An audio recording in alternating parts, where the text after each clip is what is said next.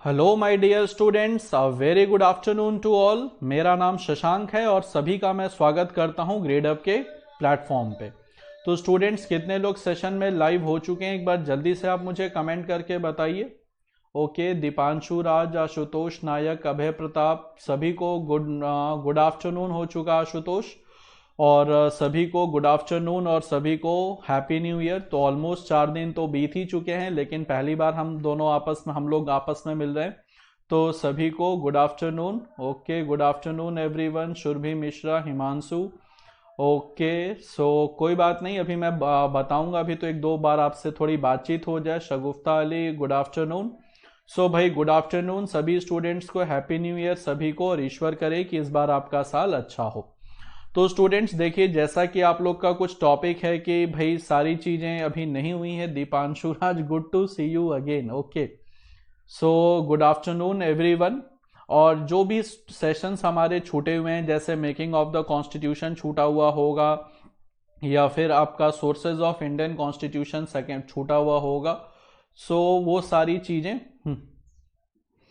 सारी चीज़ें हम लोग कंप्लीट करेंगे। तो उसके लिए जैसे टेक्निकल टीम हमें, हमारी कोर्स टीम अपडेट कर देगी कि सर इस दिन आपके छूटे हुए सेक्शंस हैं, तो वो मैं सारे सेक्शंस ले लूँगा।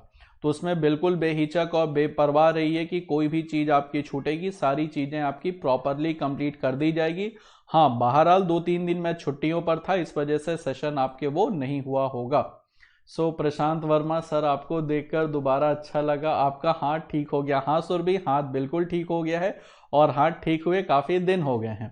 नहीं नहीं, चैट अभी पब्लिक नहीं हो सकता स्टूडेंट्स, क्योंकि देखिए इससे क्या होता है कि कंसंट्रेशन सभी स्टूडेंट्स की लूज हो जाती है, क्योंकि इधर उधर के कमेंट्स बच्चे देखने लगते हैं, जिसकी वजह से स्टूडेंट्स का सेशन जो कंसंट्रेशन होता है वो लूज हो जाता है। इसलिए चैट पब्लिक नहीं करूंगा, इस चीज के लिए बेहिचक रहिए। देखिए, इसके साथ साथ जो हमारा आज का जो टॉपिक होगा वो हम लोग डिस्कस करेंगे फंडामेंटल राइट से। ये भी बिल्कुल एक एकदम नया टॉपिक है, ताकि सारी चीजें आपको यहां से भी अच्छे से समझ में हो जाएंगे।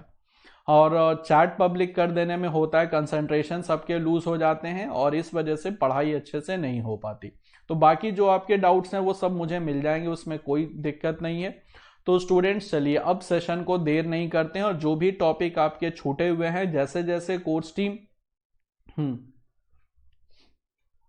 अच्छा चलिए, क्वेश्चन है एक विराट का कमेंट है, सर आपके रिकॉर्डेड सेशन देखकर अभी तक बहुत अच्छा पढ़ाते हैं, आपकी सीपीयू की क्लास देखी सर, हिस्ट्री क्लियर करा दी आपने मेरी। ओके चलिए, बहुत अच्छी बात है। तो देखिए, यहाँ पर जो भी टॉपिक जो हमारे छूटे हुए हैं, वो जैसे हमें कोर्स टीम बताते जाएगी कि कौन कौन से टॉपिक्स लेने हैं, कैसे उसकी क्लासेस लगेंगी, वो सब आपको बता दिया जाएगा। उसके लिए बेपरवाह रहिए, वो सारी चीज़ें मेरी और कोर्स टीम की प्रॉब्लम है, वो हम लोग आपस में कोऑर्डिनेट करके करवा देंगे। और आज का जो हमारा टॉपिक ऑफ डिस्कशन होगा वो होगा फंडामेंटल राइट्स का, यानी मौलिक अधिकारों का। और जैसा आपको थंबनेल पर दिख रहा है कि टॉपिक के 2 सेशंस होंगे। आज हम फंडामेंटल राइट का इंट्रोडक्शन पढ़ेंगे, साथ ही साथ कुछ इंपॉर्टेंट फंडामेंटल राइट्स डिस्कस होगा। बिल्कुल इस बैच में भी हिस्ट्री होगी, सारे बैच में सारी चीजें पढ़ाई जाएंगी। तो पहले मैं एक बार टॉपिक को इंट्रोड्यूस कर दूं, उसके बाद मैं आपको बताता हूं कि इस टॉपिक से कितने क्वेश्चन आएंगे। तो बिल्कुल बेहिचक रहिए। चंचल कुमार स्वामी, तो तुम भाई इंग्लिश मीडियम में भी आते हो, हिंदी मीडियम में भी आते हो, तो बिल्कुल मैं बताऊंगा कि क्वेश्चंस कितने आएंगे। देखिए, अगर मैं बात करता हूं क्वेश्चंस की, यानी प्रश्नों की संख्या की, तो भाई ये सेशन तो हिंदी मीडियम में है ना, तो हिंदी मीडियम में मैं थोड़ा हिंदी में ज़्यादा पढ़ाऊंगा। वो कब तक हो जाएगा, एक बार मेरी कोच टीम से बात हो जाए, फिर मैं बताऊंगा कि कब तक हो जाएगा। विराट बिल्कुल परेशान मत होइए। सो आकांक्षा गुप्ता, गुड आफ्टरनून। तो देखिए, प्रश्नों की संख्या जो आपकी पॉलिटी से होती है, यानी भारतीय राज्य व्यवस्था से,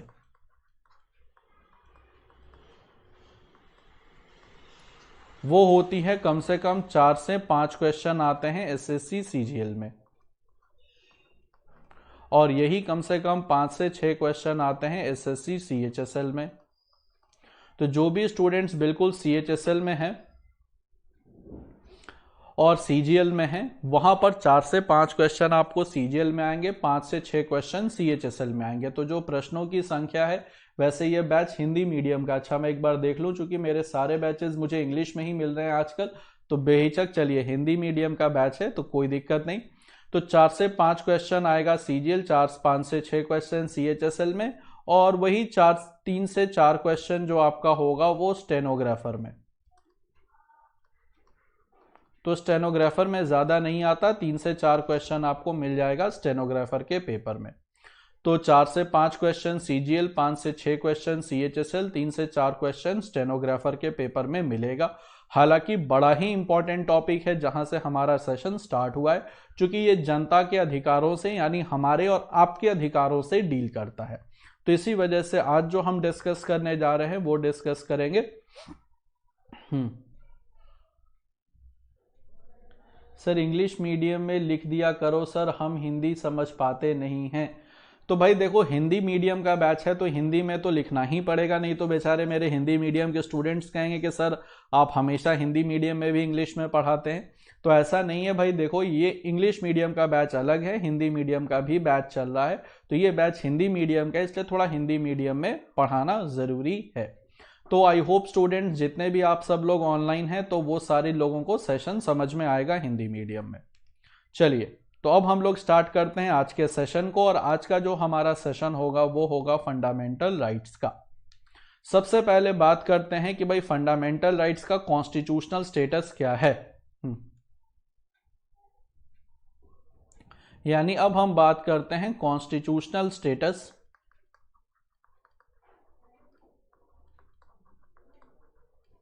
ऑफ फंडामेंटल राइट्स। तो फंडामेंटल राइट्स का कॉन्स्टिट्यूशनल स्टेटस क्या है, तो ध्यान रखिएगा कि जो हमारा फंडामेंटल राइट्स है वो भारत के संविधान के पार्ट 3 में है और आर्टिकल है 12 से लेकर के 35 तक।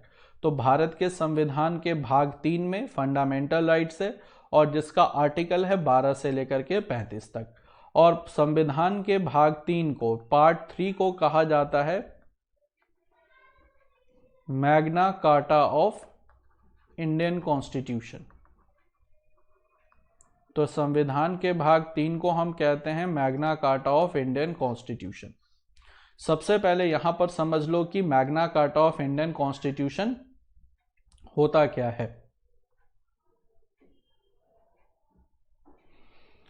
सबसे पहले समझ लो कि भाई Magna carta of Indian constitution, Magna carta क्या होता है। देखो, मैग्ना कार्टा एक डॉक्यूमेंट था जिसको प्रेजेंट किया था ब्रिटेन की जनता ने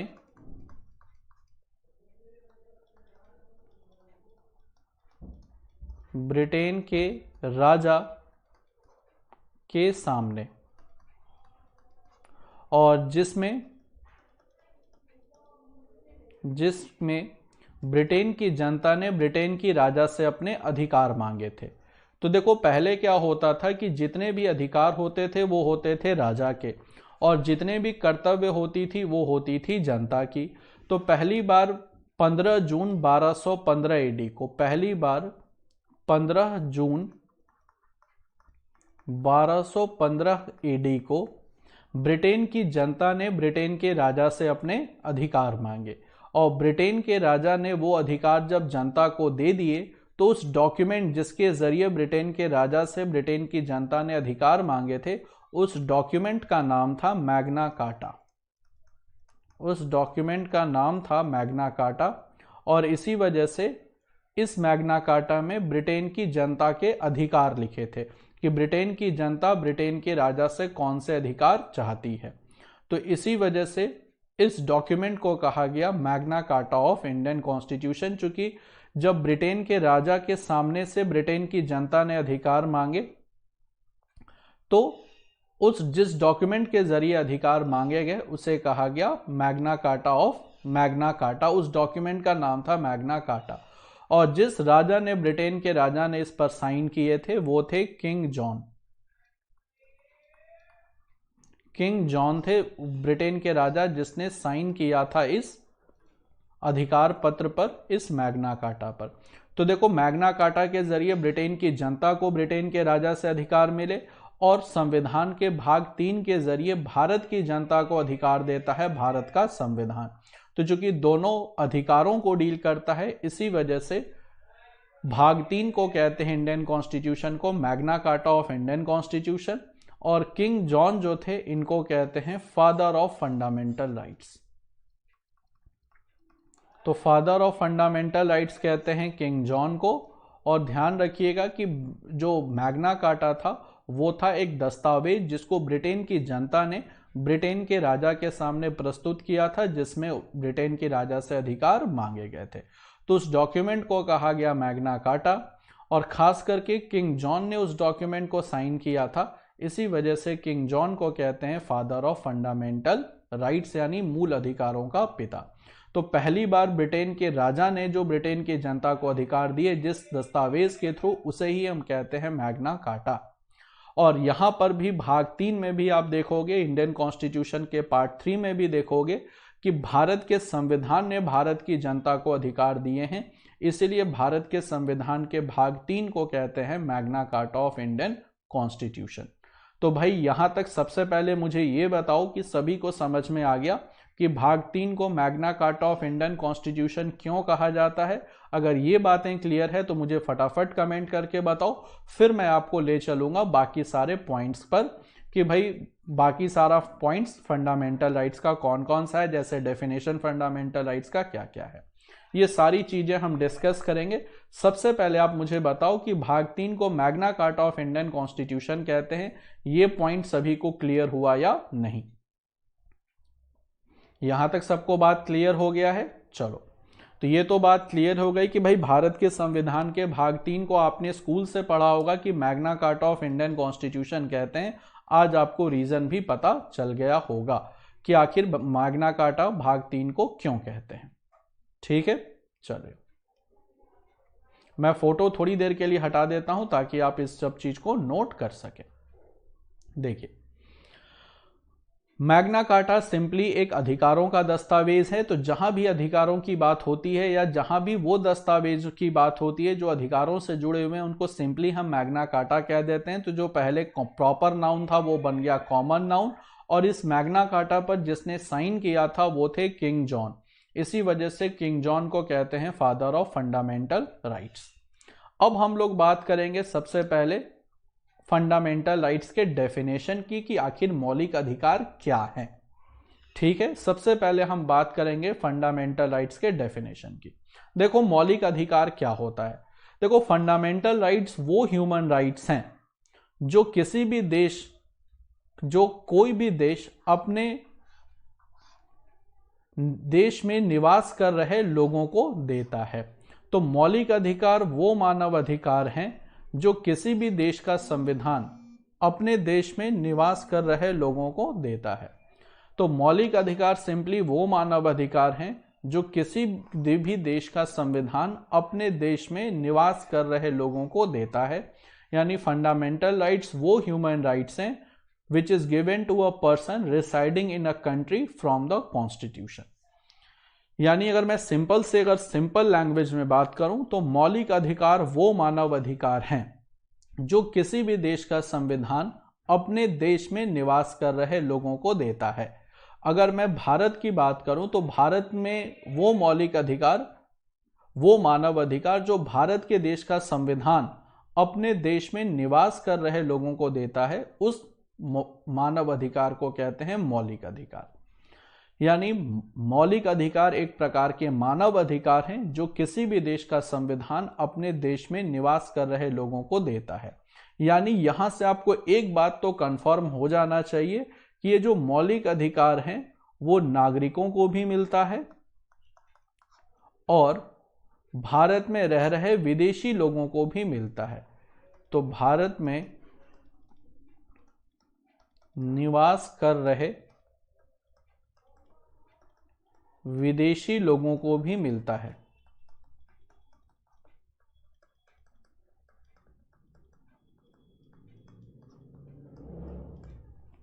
तो ध्यान रखिएगा स्टूडेंट्स कि सबसे पहले अगर कभी भी पूछा जाए कि क्या मौलिक अधिकार भारत में किसे मिलता है, तो भारत के नागरिकों को भी मिलता है, जैसे हमें और आपको भी मिलता है, और उन लोगों को भी मिलता है या उन विदेशी लोगों को भी मिलता है जो भारत में निवास कर रहे हैं। यानी भारत में वो विदेशी जो भारत में रह रहे हैं उनको भी वो मानव अधिकार जो भारत के देश का संविधान देता है, उन मानव अधिकारों को कहते हैं मौलिक अधिकार।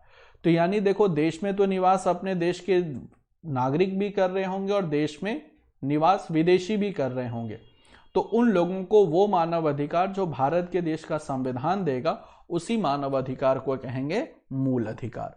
तो भाई सबसे पहले ये बताओ कि मौलिक अधिकारों का डेफिनेशन सबको क्लियर हो गया? तो मुझे जल्दी से एक बार कमेंट करके बताओ, क्योंकि अगर डेफिनेशन क्लियर हो जाएगा तो मौलिक अधिकार समझना बड़ा आसान हो जाएगा। सबको डेफिनेशन क्लियर हो गया है भाई कि मौलिक अधिकार वो मानव अधिकार हैं जो किसी भी देश का संविधान अपने देश में निवास कर रहे लोगों को देता है। और देश में निवास किस टाइप के लोग कर रहे हैं? एक तो नागरिक निवास कर रहे हैं और दूसरा विदेशी भी निवास कर रहे हैं। जैसे आप देखते होंगे कि भारत में फॉरेन कंट्री के लोग भी आकर के रहते हैं, तो वो ह्यूमन राइट्स जो इंडियन कॉन्स्टिट्यूशन इंडियन सिटीजन्स और इंडिया में रह रहे फॉरेनर्स को देता है, उसे हम कहते हैं फंडामेंटल राइट्स। अब देखो, डिमांड फॉर फंडामेंटल राइट्स कब किया गया, फंडामेंटल राइट्स की मांग कब की गई? तो फंडामेंटल राइट्स की मांग की गई 1931 के Karachi session of Indian national Congress में। तो 1931 के Karachi session of Indian national Congress में पहली बार फंडामेंटल राइट्स की मांग की गई, और इस सेशन के जो प्रेसिडेंट थे, या हम कह सकते हैं सेशन के जो अध्यक्ष थे, वो थे वल्लभ भाई पटेल। वल्लभ भाई पटेल इस सेशन के अध्यक्ष थे। तो सरदार वल्लभ भाई पटेल, या आप सिर्फ सिंपली वल्लभ भाई पटेल कह सकते हैं या सरदार पटेल कह सकते हैं, वो इस सेशन के अध्यक्ष थे 1931 के कराची सेशन के, जिसमें पहली बार मूल अधिकारों की मांग की गई। और इंडियन कॉन्स्टिट्यूशन ने जिस कंट्री से फंडामेंटल राइट्स का कॉन्सेप्ट अडॉप्ट किया है वो है यूएसए। तो इंडियन कॉन्स्टिट्यूशन ने जिस कंट्री से फंडामेंटल राइट्स का कॉन्सेप्ट अडॉप्ट किया वो है अमेरिका। तो हमारे यहाँ British model of fundamental rights नहीं है स्टूडेंट्स, हमारे यहाँ जो फंडामेंटल राइट का मॉडल है वो अमेरिकन मॉडल पर एक्सेप्टेड है। तो ये आपको समझ में आ गया होगा कि आखिर फंडामेंटल राइट्स क्या है, फंडामेंटल राइट्स की डिमांड कब की गई, किस सेशन में किया गया, और फंडामेंटल राइट्स हमने किस कंट्री से अडॉप्ट किया है। तो हमने अडॉप्ट किया है अमेरिका से। यहां तक सभी स्टूडेंट्स को बातें अगर क्लियर हो गई हो तो एक बार फटाफट मुझे आप कमेंट करके बताओ, फिर मैं आपको ले चलता हूं फंडामेंटल राइट्स के फीचर्स पर, यानी उसकी विशेषताओं पर। मिला था सर 1931 में या नहीं? बिल्कुल मिला नहीं था, सिर्फ डिमांड की गई थी। तो मांग की गई थी, मांग करने का मतलब थोड़ी है कि मिल ही जाएगा, मिला बिल्कुल नहीं था, लेकिन भारतीयों ने मांग की थी कि भारत के लोगों को भी फंडामेंटल राइट्स दिया जाना चाहिए, और ये मांग की गई थी 1931 के Karachi session of Indian national Congress में। हालांकि मिला नहीं, वो बात बिल्कुल जायज है कि ब्रिटिश सरकार तो देगी नहीं, लेकिन हम लोगों ने मांग जरूर की। अब आ जाते हैं नेक्स्ट कॉन्सेप्ट पर, यानी अब हम डिस्कस करेंगे फंडामेंटल राइट्स की विशेषता। चलिए मैं धीरे धीरे करके बताऊंगा यास्मीन कि कब हुआ कैसे हुआ, लेकिन धीरे धीरे करके हम लोग चीजों को पढ़ेंगे। सबसे पहले अब हम लोग बात करेंगे, मिला जब भारत आजाद हो गया तब मिला। भारत के आजाद होने से पहले कुछ नहीं मिला था। जब भारत का संविधान लागू हुआ 26 नवंबर 1949 को, तब जाकर के मिला।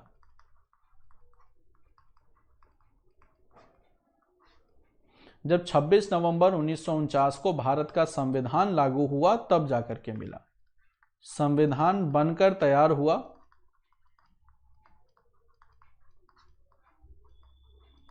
तब जाकर के फंडामेंटल राइट्स मिला था। ठीक है, अब हम लोग बात करते हैं कि फंडामेंटल राइट्स की विशेषता क्या है, यानी फीचर्स ऑफ फंडामेंटल राइट्स क्या है। देखो, पहला फीचर है कि सारे राइट्स मिलते हैं सिटीजन्स को, यानी सारे मौलिक अधिकार मिलते हैं सिटीजन्स को, लेकिन कुछ मौलिक अधिकार मिलते हैं फॉरेनर्स को भी। यानी सारे मौलिक अधिकार नागरिकों को तो प्राप्त हैं, लेकिन कुछ मौलिक अधिकार विदेशियों को भी प्राप्त हैं, और वो विदेशी जो भारत में निवास कर रहे हैं, वो विदेशी जो भारत में निवास कर रहे हैं उनको भी कुछ मौलिक अधिकार प्राप्त हैं। तो कौन कौन से भाई मौलिक अधिकार प्राप्त हैं जो हम उन विदेशियों को देते हैं जो भारत में निवास कर रहे हैं, उसे भी नोट कर लो। सबसे पहले जो उनको आर्टिकल्स हम लोग फंडामेंटल राइट से देते हैं वो हैं article 14, article 20, article 21, article 21A और आर्टिकल 22 से लेकर के 28। तो ये सारे फंडामेंटल राइट्स इंडियंस के साथ साथ प्लस फॉरेनर्स को भी मिलते हैं जो रह रहे हैं भारत में। तो कुल मिलाकर के ध्यान रखिएगा स्टूडेंट्स कि ऐसा नहीं है कि फंडामेंटल राइट्स सिर्फ इंडियंस को मिलते हैं, फंडामेंटल राइट्स फॉरेनर्स को भी मिलते हैं, लेकिन उन फॉरेनर्स को मिलते हैं जो भारत में निवास कर रहे हैं। और कौन कौन से फंडामेंटल राइट्स उन्हें मिलते हैं? आर्टिकल 14 मिलता है, आर्टिकल 20 मिलता है, आर्टिकल 21 मिलता है, आर्टिकल 21A मिलता है और 22 से लेकर के 28 जो सारे फंडामेंटल राइट्स हैं वो इंडियंस के साथ साथ उन फॉरेनर्स को भी मिलते हैं जो भारत में निवास कर रहे हैं। अब आते हैं दूसरे फीचर पर। पहला फीचर कहता है कि भाई सारे फंडामेंटल राइट्स सिटीजन्स को मिलते हैं और कुछ फंडामेंटल राइट्स फॉरेनर्स को भी। तो कौन से फंडामेंटल राइट्स फॉरेनर्स को मिलते हैं वो भी मैंने आपको बता दिया। अब बात करते हैं नेक्स्ट फीचर की। देखो नेक्स्ट फीचर कहता है कि some rights are absolute but some rights are relative, यानी कुछ अधिकार सार्वभौमिक हैं तो कुछ अधिकारों के अपवाद भी हैं। यहां पर हमें बात समझना है कि भाई सार्वभौमिक क्या होता है और अपवाद क्या होता है। देखो सार्वभौमिक का मतलब होता है जो हमेशा सच हो, जिसका कोई एक्सेप्शन नहीं हो। तो जिसका कोई एक्सेप्शन नहीं होता उसको हम कहते हैं एब्सोल्यूट, और जिसका एक्सेप्शन एग्जिस्ट करता है, जिसका एक्सेप्शन एग्जिस्ट करता है उसको हम कहते हैं रिलेटिव। जैसे अगर मैं बात करूं कि ऐसा कोई फंडामेंटल राइट हो जिसका कोई एक्सेप्शन नहीं हो, बिल्कुल है। इसका एक एग्जांपल है आर्टिकल 17। आर्टिकल 17 कहता है अबॉलिशन ऑफ अनटचेबिलिटी।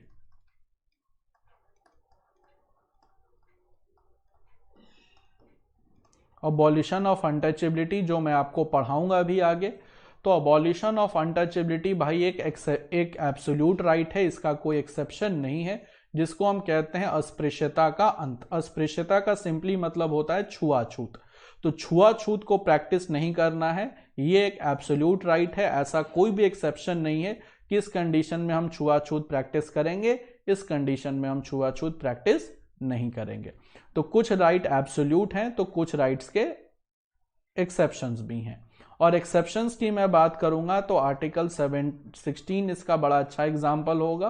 और आर्टिकल 16 कहता है equal opportunity in public employment.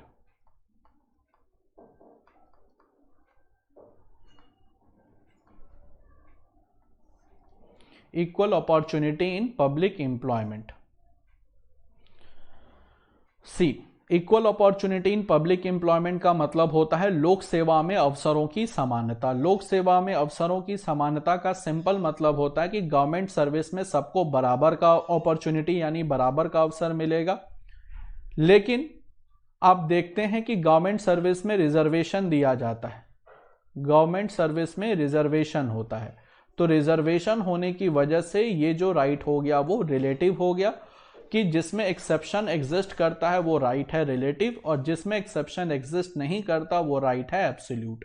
जैसे अबॉलिशन ऑफ अनटचेबिलिटी यानी अस्पृश्यता का अंत। ये अस्पृश्यता का मतलब हो गया कि आपको छुआछूत प्रैक्टिस नहीं करना। यहां तक सबको बात समझ में आ गया? तो फटाफट एक बार कमेंट करके बताइए आर्टिकल का मतलब क्या होता है। आर्टिकल को हिंदी में अनुच्छेद कहते हैं, यानी ये एक्सप्लेनेशन होता है, चीजों को अच्छे से समझाने के लिए होता है। तो ये आर्टिकल इंग्लिश वाला ए एंड द नहीं है, ये आर्टिकल है संविधान का जिसको कहते हैं अनुच्छेद। तो भाई कुछ राइट्स एब्सोल्यूट हैं तो कुछ राइट्स रिलेटिव हैं। एब्सोल्यूट वो होता है जिसका कोई एक्सेप्शन नहीं होता, और कुछ राइट्स ऐसे हैं जिसका एक्सेप्शन एग्जिस्ट करता है। तो जिसका एक्सेप्शन एग्जिस्ट नहीं करता उसको एब्सोल्यूट कहते हैं, और कुछ राइट्स जिसका एक्सेप्शन एग्जिस्ट करता है उसको रिलेटिव कहते हैं। आर्टिकल अबॉलिशन ऑफ अनटचेबिलिटी का मतलब होता है अस्पृश्यता का अंत, यानी किसी भी कंडीशन में आपको अनटचेबिलिटी प्रैक्टिस नहीं करनी। किसी भी कंडीशन में आपको अनटचेबिलिटी प्रैक्टिस नहीं करनी है। तो आई होप यहां तक आपको बात समझ में आ गई होगी। आर्टिकल 17 कहता है अबॉलिशन ऑफ अनटचेबिलिटी। यहां तक सबको बात समझ में आ गया?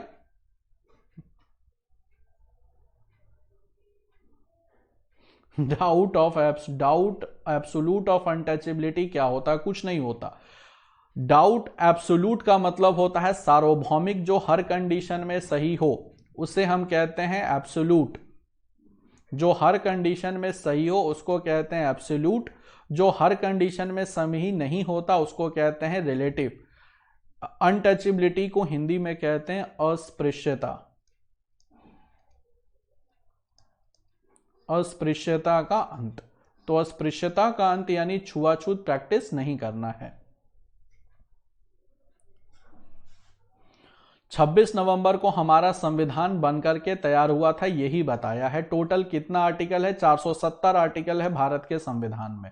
आप लोग उल जलूल क्वेश्चन क्यों पूछ रहे हैं? जो टॉपिक से रिलेटेड है वो पूछ लीजिए। बाकी चीजें हैं, जब मैं कह रहा हूं कि जब फाउंडेशन वाले जो 2 बैक क्लासेस छूटी भी हैं उसमें बता दूंगा, तो क्यों परेशान हुए पड़े कि भारत के संविधान में कितने आर्टिकल हैं? सारी चीजें पढ़ना, लेकिन एक एक चीज करके पढ़ना है। 470 आर्टिकल्स नहीं डिस्कस करने, मैं अच्छा खासा रिकॉर्डिंग दे देता, उसके बाद आप लोग क्लियर रहते। तो देखिए, ध्यान रखिए कि संविधान में 470 अनुच्छेद हैं, सब चीजें नहीं पढ़नी। एक बार फंडामेंटल का क्लास लेने दीजिए, वो सब जो आपके छोटे मोटे क्वेरीज क्वेश्चन है वो सब क्लियर हो जाएंगे।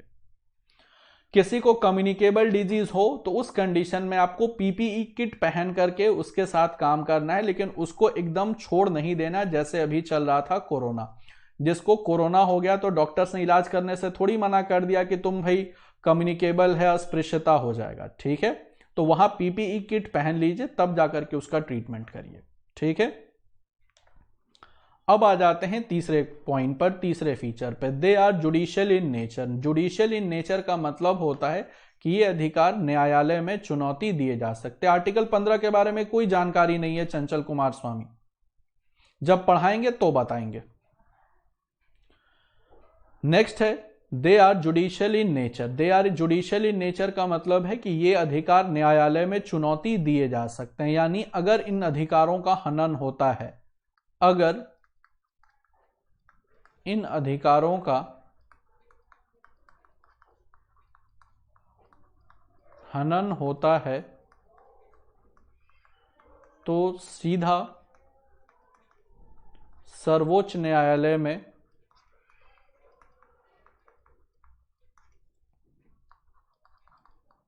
याचिका दायर की जा सकती है।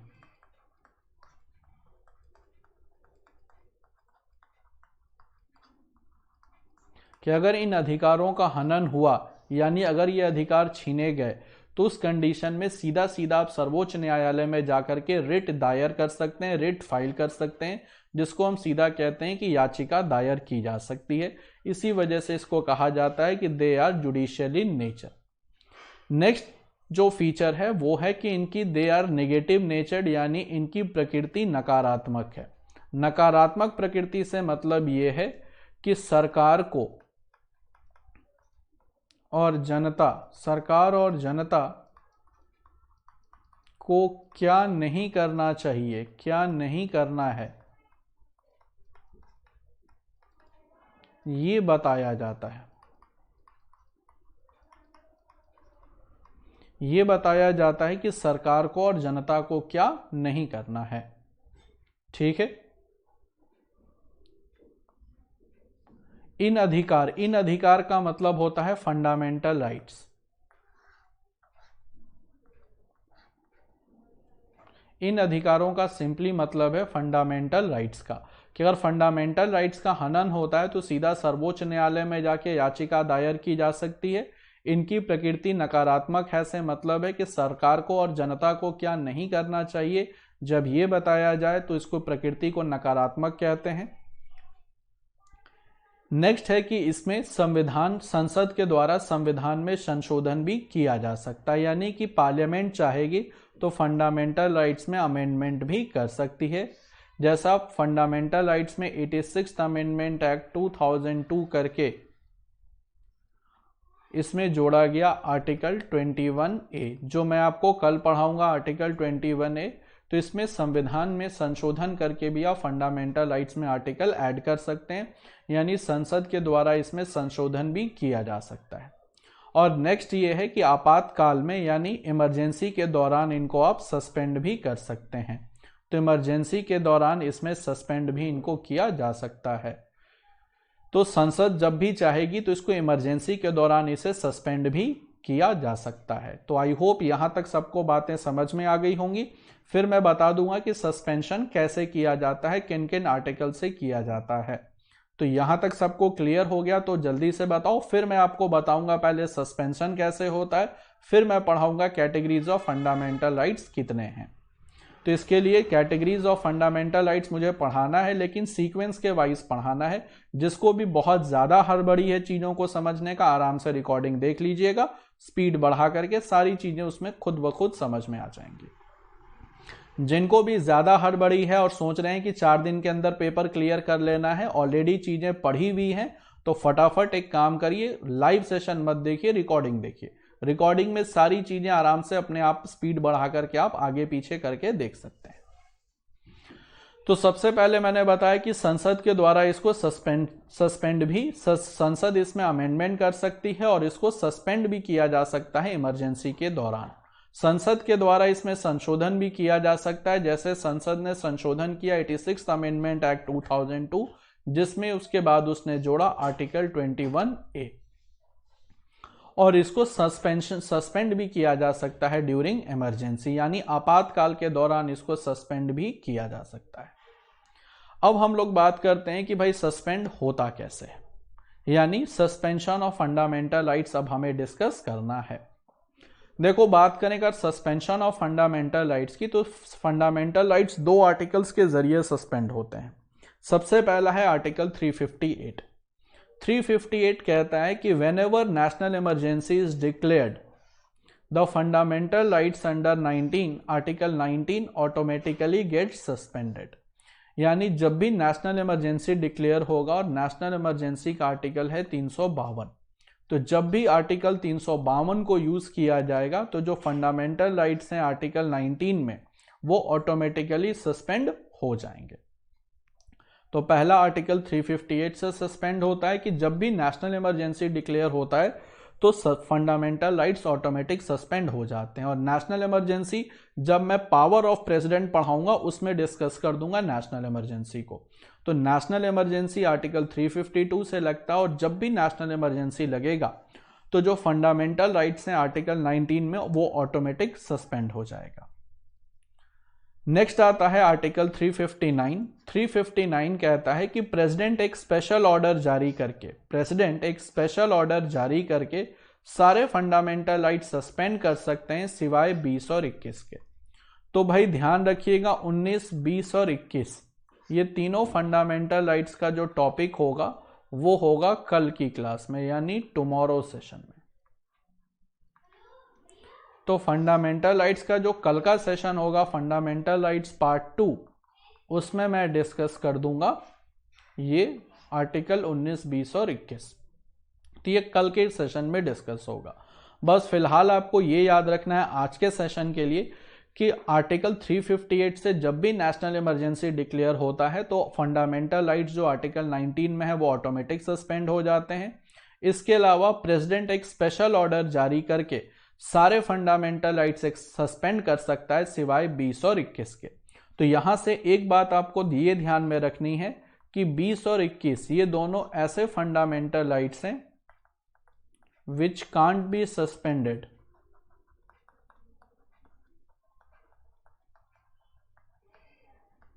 ड्यूरिंग इमरजेंसी,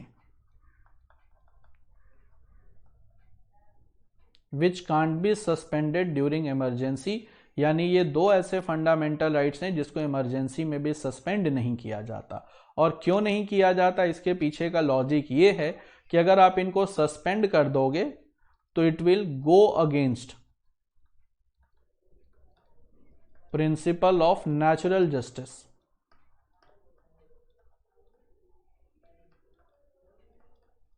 यानी कि न्याय के मूल सिद्धांतों के, न्याय के मूल सिद्धांतों के विरुद्ध हो जाएगा, विरुद्ध हो जाएगा। इसी वजह से इन दोनों फंडामेंटल राइट्स को कभी सस्पेंड नहीं किया जाता।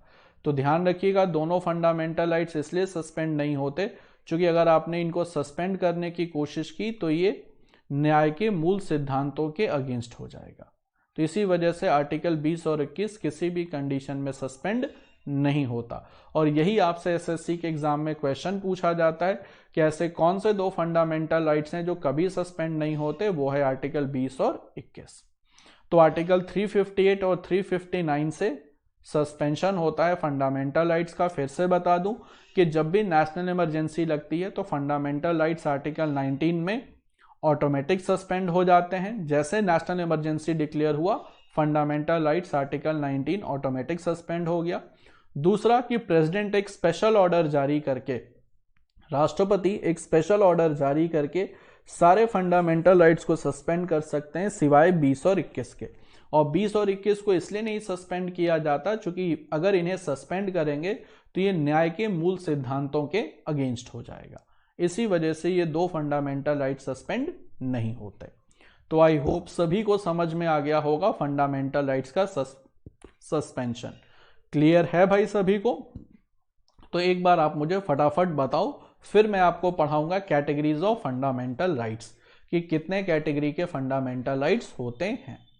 यहां तक सबको समझ में आ गया? आर्टिकल 19, 20, 21 कल की क्लास में पढ़ाऊंगा, तो बिल्कुल टेंशन मत लो, कल की क्लास में पढ़ाना है।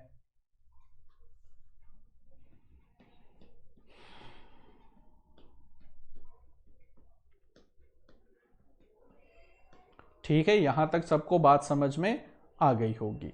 अब हम लोग बात करेंगे भाई कि फंडामेंटल राइट्स का वर्गीकरण, यानी मौलिक अधिकारों का वर्गीकरण मूल संविधान में, यानी वो संविधान जो अडॉप्ट हुआ था 26 नवंबर 1949 को। तो वो संविधान जो 26 नवंबर 1949 को अडॉप्ट हुआ उसे हम कहते हैं मूल संविधान। तो वो मूल संविधान जो मूल संविधान में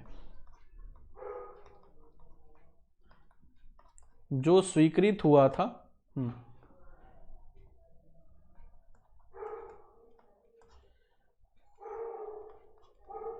26 नवंबर 1949 को, तो उस समय जो मूल अधिकारों की संख्या थी वो थी 7 और वर्तमान में मूल अधिकार की जो संख्या है, मूल अधिकारों की जो संख्या है वो है 6। तो ओरिजिनल संविधान यानी मूल संविधान वो संविधान था जो स्वीकृत हुआ था 26 नवंबर 1949 में। तो वर्तमान में मूल संविधान में संख्या है 6। तो ओरिजिनल कॉन्स्टिट्यूशन में 7 फंडामेंटल राइट्स थे, प्रेजेंट कॉन्स्टिट्यूशन में 6 फंडामेंटल राइट्स हैं। तो आई होप यहां तक सबको बात समझ में आ गई होगी। कितने लोगों को आईएएस की तैयारी करनी है भाई, ये बताओ सबसे पहले मुझे। कितने लोगों को आईएएस बनना है इसी बैच को पढ़ करके? कितने लोग चाहते हैं कि आईएएस बने और सिर्फ एसएससी के बैच पढ़ें और आईएएस बन जाए? इतना मैंने बता भी दिया कि ये दोनों एसएससी के बैच पढ़ करके आईएएस नहीं बना जाता। आईएएस के लिए अलग से पढ़ाई की जाती है, उसका खर्चा ज्यादा लगता है। ठीक है, तो भाई देखो यहां पर मैंने आपको इतना भी बता दिया कि जो पिछला स्लाइड में मैंने आपको बता दिया कि 20 और 21 इसलिए सस्पेंड किया जाता है कि ये मूल सिद्धांतों के विरुद्ध है। तो ध्यान रखिए स्टूडेंट्स कि न्याय का जब मूल सिद्धांत सिखाना होगा ना, तो ये बहुत अपने आप में बड़ा टॉपिक है कि न्याय का मूल सिद्धांत होता है कि कोई किसी को भी अपने अगेंस्ट में किसी पर कोई केस हुआ तो उस कंडीशन में आपको राइट्स मिलेगा कि आप अपने आप को डिफेंड कर सको, पुलिस यूं ही पकड़ के नहीं ले जाएगी। तो ये सारे मूल सिद्धांतों का न्याय के मूल सिद्धांत है। ये मैंने इतना भी बता दिया कि इनको क्यों सस्पेंड किया जाता है, क्यों नहीं सस्पेंड होता है। बहुत जगह जाकर के आप देखेंगे तो सीधा लिख देता है कि आर्टिकल 20 और 21 जो है वो सस्पेंड नहीं होता इमरजेंसी के दौरान भी। ये भी नहीं बताता कि क्यों नहीं होता। मूल सिद्धांतों के, न्याय के मूल सिद्धांतों के अगेंस्ट में चला जाता है। और ये तब तक नहीं समझ में आएगा जब तक मुझे एक बार पूरा फंडामेंटल राइट्स आप पढ़ाने नहीं देंगे। और ये सारी चीजें क्यों हो जाता है, कैसे हो जाता है, ये सारा काम आता है यूपीएससी की तैयारी में, क्योंकि वहां पर ऐसे क्वेश्चंस पूछे जाते हैं कि 20 और 21 क्यों नहीं सस्पेंड होता, तो आप बता सकते हैं कि मूल सिद्धांतों के विरुद्ध हो जाएगा। अब मूल सिद्धांत क्या होता है, इसके लिए मुझे पूरा आपको जूरिस्प्रूडेंस पढ़ाना पड़ेगा, शायद उतना आप एडजस्ट आपका दिमाग नहीं कर पाए, क्योंकि बहुत सारे स्टूडेंट होंगे जो अभी 12th पास किए होंगे, कुछ स्टूडेंट होंगे जो ग्रेजुएशन में 2nd 3rd ईयर में होंगे। तो एक बार माइंड को मैच्योर होने दीजिए, तब सारी चीजें समझ में आएंगी। और वहां पर एक्सपेक्ट, जब आप सिविल्स पढ़ते हैं तो वहां पर आपको बेसिक पढ़ाया ही नहीं जाता। रीजन चूंकि वो मान करके चलते हैं कि आप बेसिक खुद से पढ़ करके आए हैं, तो वो सीधा लिखेगा कि न्याय के मूल सिद्धांतों के विरुद्ध हो जाता है। और मूल सिद्धांत क्या है, जिस पर हमारी न्याय व्यवस्था टिकी हुई है। तो हालांकि ऐसा कोई सेशन होगा जिसमें मुझे ज्यादा पढ़ाने का मौका मिलेगा, तो वहां मैं चीजों को बताऊंगा कि न्याय के मूल सिद्धांतों के विपरीत हो जाता है, इसी वजह से 20 और 21 को सस्पेंड नहीं करते किसी भी कीमत पर। और कैसे क्यों होता है, एक बार मुझे 20-21 पढ़ाने दो, खुद ब खुद तुम लोग समझ जाओगे। मूल संविधान वो संविधान था जो 26 नवंबर 1949 को स्वीकृत हुआ, और मूल संविधान में जो फंडामेंटल राइट्स की संख्या थी वो थी 7। वर्तमान संविधान में जो फंडामेंटल राइट्स की संख्या है वो है 6। मैं आपको पढ़ाऊंगा टोटल 7 फंडामेंटल राइट्स, और फिर बता दूंगा कि कौन सा फंडामेंटल राइट हटा दिया गया। तो अब हम लोग बात करेंगे कैटेगरीज ऑफ फंडामेंटल राइट्स की। देखिए, ओरिजिनल कॉन्स्टिट्यूशन जो 26 नवंबर 1949 को एक्सेप्ट हुआ था, उसमें नंबर ऑफ फंडामेंटल राइट्स थे 7। प्रेजेंटली जो नंबर ऑफ फंडामेंटल राइट्स हैं वो हैं 6। अब देखो, नंबर ऑफ फंडामेंटल राइट्स कौन कौन से थे, कौन कौन सी कैटेगरी थी। सबसे पहला था राइट टू इक्वालिटी, यानी समता का अधिकार, ये था आर्टिकल 14 से 18 के बीच में। नेक्स्ट है राइट टू फ्रीडम, ये है 19 से 22 के बीच में। राइट अगेंस्ट एक्सप्लॉयटेशन, ये है आर्टिकल 23 और 24। नेक्स्ट है right to freedom of religion, article 25 से 28। नेक्स्ट है cultural and educational rights, article 29 और 30। फिर था राइट टू प्रॉपर्टी, आर्टिकल 31। और फिर था right to constitutional remedies, article 32। तो ये टोटल थे 7 फंडामेंटल राइट्स। अब देखो, प्रेजेंट में है 6 फंडामेंटल राइट्स। तो ये जो छठा वाला फंडामेंटल राइट्स है, right to property, right to property को 44th अमेंडमेंट एक्ट 1978 से रिपील कर दिया गया। रिपील का मतलब होता है हटा दिया गया, और हटा करके इसको शिफ्ट कर दिया गया part 12 under article 300A। Part 12 under article 300A में शिफ्ट कर दिया गया। पार्ट 12 अंडर आर्टिकल 300A में जैसे इसे शिफ्ट किया गया, तो जो पहले फंडामेंटल राइट्स था अब वो बन गया लीगल राइट। तो जो पहले मूल अधिकार था वो बन गया कानूनी अधिकार।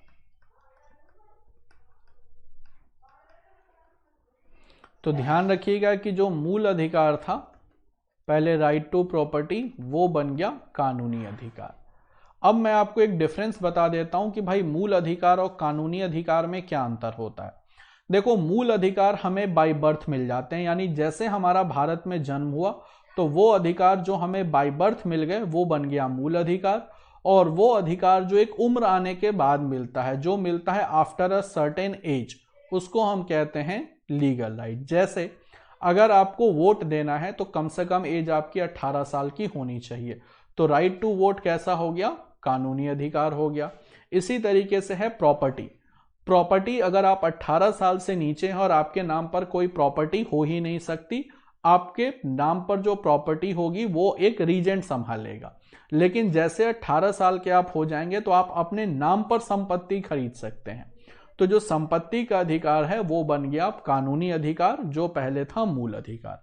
तो अब है कि अगर मान लीजिए आप 18 साल से कम उम्र के हैं और आपके नाम पर कोई संपत्ति खरीदनी है तो कोई भी उसका आपका केयर टेकर बनेगा उस प्रॉपर्टी का। लेकिन जैसे आप 18 साल के हो जाएंगे तो वो सारी की सारी प्रॉपर्टी आपके नाम से ट्रांसफर कर दी जाएगी। इसी वजह से जो राइट टू प्रॉपर्टी है वो बन गया आपका लीगल राइट, जो पहले था फंडामेंटल राइट। तो राइट टू प्रॉपर्टी को शिफ्ट कर दिया गया 44th अमेंडमेंट एक्ट 1978 से और शिफ्ट कर दिया गया पार्ट 12 और अंडर आर्टिकल 300A। और जैसे ये शिफ्ट हुआ तो जो फंडामेंटल राइट था वो बन गया लीगल राइट। तो आई होप यहां तक सबको बातें क्लियर हो गई हो। तो एक बार जल्दी से आप मुझे कमेंट करके बताओ।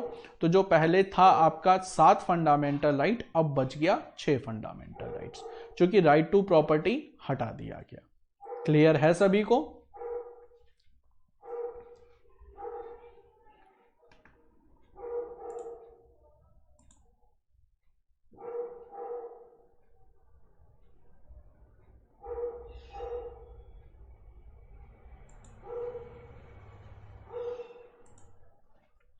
यहां तक सबको क्लियर हो गया? 7th है राइट टू कॉन्स्टिट्यूशनल रेमेडी, संवैधानिक उपबंधों का उपचार, कि जब आपसे संवैधानिक स्वतंत्रताएं छीनी जाएंगी तो कौन कौन से उपचार आप कर सकते हैं। आर्टिकल 31 में अब कुछ नहीं है, आर्टिकल 31 खाली पड़ा हुआ है। आर्टिकल 31 का आर्टिकल ही हट गया, अब सीधे आर्टिकल 29 से 30 है। आर्टिकल 31 खाली हो गया और सीधा आ गया अब आर्टिकल 32। तो अब आर्टिकल 31 जो है वो एम्प्टी है, यानी खाली है। ठीक है,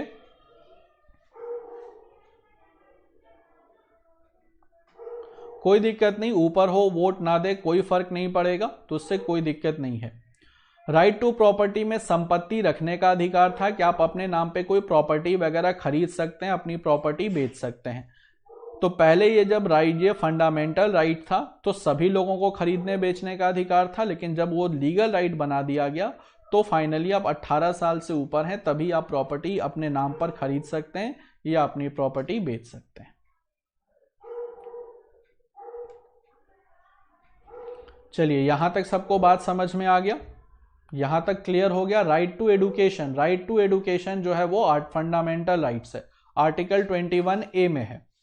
देखिए, राइट टू एडुकेशन जो है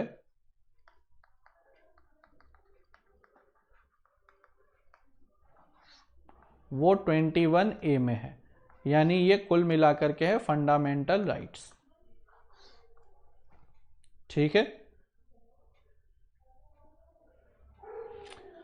देखिए अब हम लोग डिस्कस करेंगे इंपॉर्टेंट आर्टिकल्स और हम लोग स्टार्ट करेंगे आर्टिकल 12 से। देखो, आर्टिकल 12 जो अभी आपको सामने दिख रहा होगा ये आपको कुछ नहीं समझ में आएगा, क्योंकि ये बड़ा टेक्निकल डेफिनेशन है और जल्दी किसी के भी दिमाग में नहीं आता। चाहे आप ऑनलाइन पढ़ो चाहे ऑफलाइन पढ़ो, कोई आर्टिकल 12 अगर अच्छे से समझ में किसी को नहीं आता और लोग समझाते भी इसको नहीं है, सीधा सीधा कह देते हैं कि आर्टिकल 12 जो है वो डेफिनेशन ऑफ स्टेट को डील करता है। अब सबसे इंपॉर्टेंट है कि भाई जैसे आप डेफिनेशन ऑफ स्टेट को पढ़ते हैं और उसमें देखते हैं government and parliament of India, government and state legislature, आपका दिमाग हो जाता है फ्यूज, क्योंकि ये समझ ही नहीं आता। राज्य का मतलब तो आज तक आप पढ़ते आए हैं बिहार, यूपी, एमपी होता है, और यहां पर आप government of India, Indian parliament कुछ समझ में नहीं आता। मैं आपको बहुत तरीके से समझाऊंगा कि ये डेफिनेशन ऑफ स्टेट क्या कहता है। देखो, सबसे पहले ध्यान रखिएगा स्टूडेंट्स कि ये जो आर्टिकल 12 में डेफिनेशन ऑफ स्टेट है, डेफिनेशन ऑफ स्टेट है, ये एप्लीकेबल है पार्ट 3 और पार्ट 4 में। पार्ट 3 यानी कि फंडामेंटल राइट्स में एप्लीकेबल है और पार्ट 4 यानी कि directive principle of state policy में एप्लीकेबल है। तो पार्ट 3 और पार्ट 4 में ही एप्लीकेबल होता है डेफिनेशन ऑफ स्टेट। अब ये जो डेफिनेशन ऑफ स्टेट है ये समझने के लिए आपको समझना पड़ेगा गार्नर का डेफिनेशन। डेविड गार्नर एक बहुत बड़े पॉलिटिकल साइंटिस्ट थे, उन्होंने डिफाइन किया था स्टेट को। तो अब हम लोग पढ़ेंगे definition of state. Definition of state according to David Garner, according to Garner. और ये जो गार्नर थे वो एक पॉलिटिकल साइंटिस्ट थे, पॉलिटिकल साइंस एक्सपर्ट थे।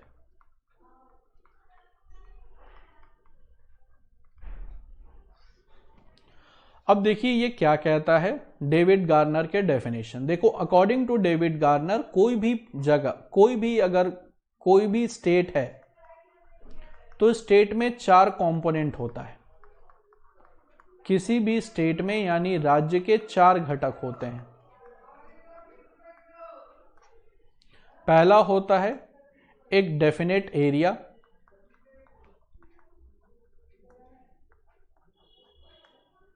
दूसरा होता है एक डेफिनेट पॉपुलेशन,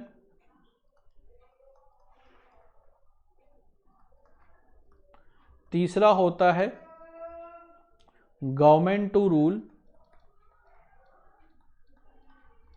और चौथी होती है सॉवरेनिटी। सॉवरेनिटी को कहते हैं हिंदी में संप्रभुता। और सॉवरेनिटी 2 टाइप की, एक्सटर्नल और इंटरनल।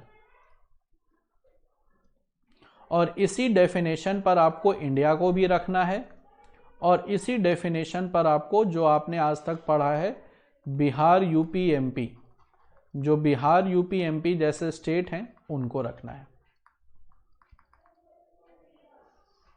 ये अगर बात समझ में आ गई स्टूडेंट्स तो मान करके चलिए कि डेफिनेशन ऑफ स्टेट जिंदगी भर नहीं भूलेंगे। पहले मैं पढ़ा दूं फिर मैं बताऊंगा, पिछला स्लाइड दिखाऊंगा। देखो सबसे पहले ये जो डेफिनेशन ऑफ स्टेट है, डेफिनेशन ऑफ स्टेट दिया था डेविड गार्नर ने।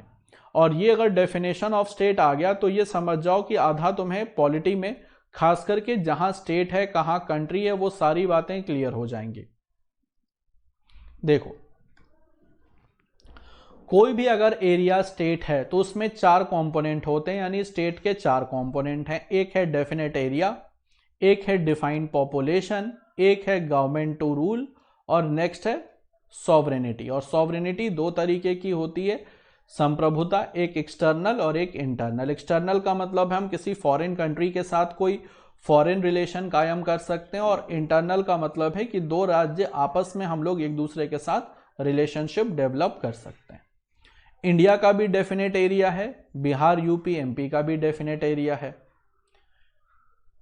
इंडिया का भी डेफिनेट पॉपुलेशन है, बिहार, यूपी, एमपी का भी डेफिनेट पॉपुलेशन है।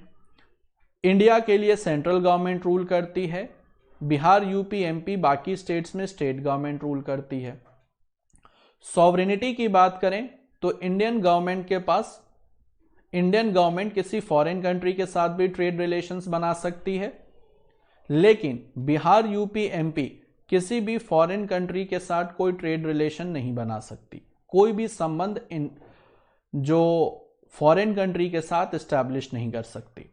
इसके अलावा इंटरनल सॉवरेनिटी, आंतरिक संप्रभुता बिहार, इंडिया को भी है और बिहार, यूपी, एमपी को भी है।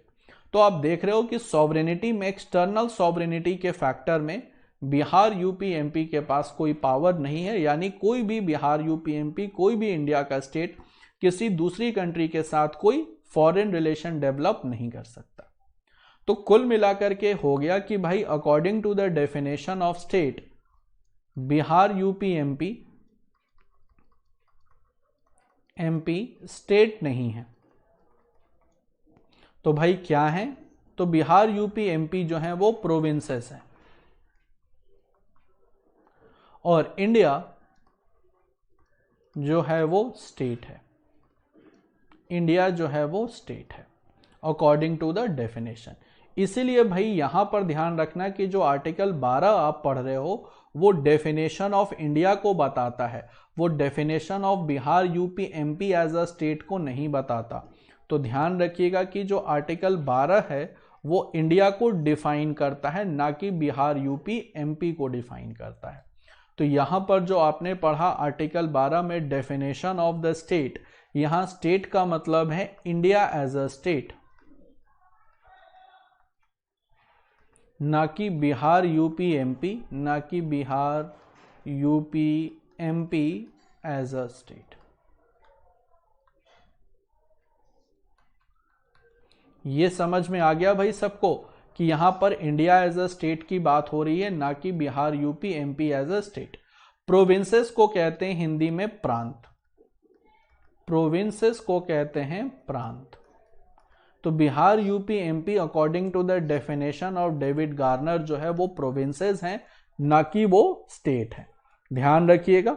लेकिन इंडियन कॉन्स्टिट्यूशन में प्रोविंसेस को कह दिया गया स्टेट और इंडिया को कह दिया गया एज अ कंट्री।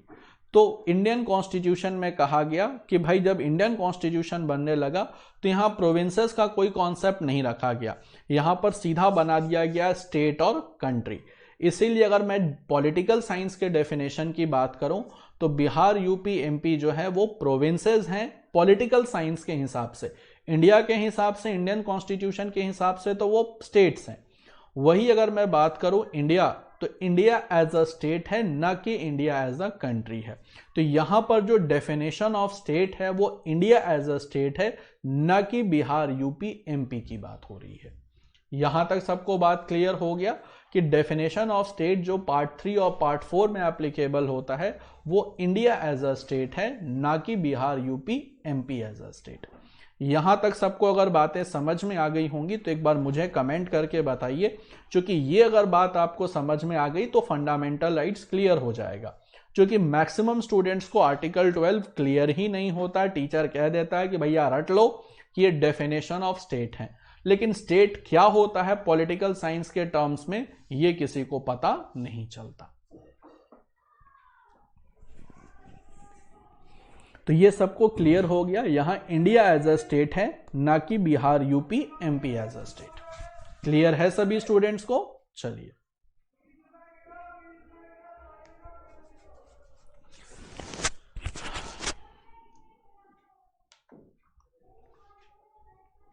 यहां पर मैंने पूरा का पूरा डेफिनेशन ऑफ स्टेट लिख रखा है, यहां से एक बार देख लीजिएगा और किसी को नहीं समझ में आया होगा तो डाउट बॉक्स में पूछ लीजिएगा या एक बार वीडियो दोबारा करके देख लीजिएगा।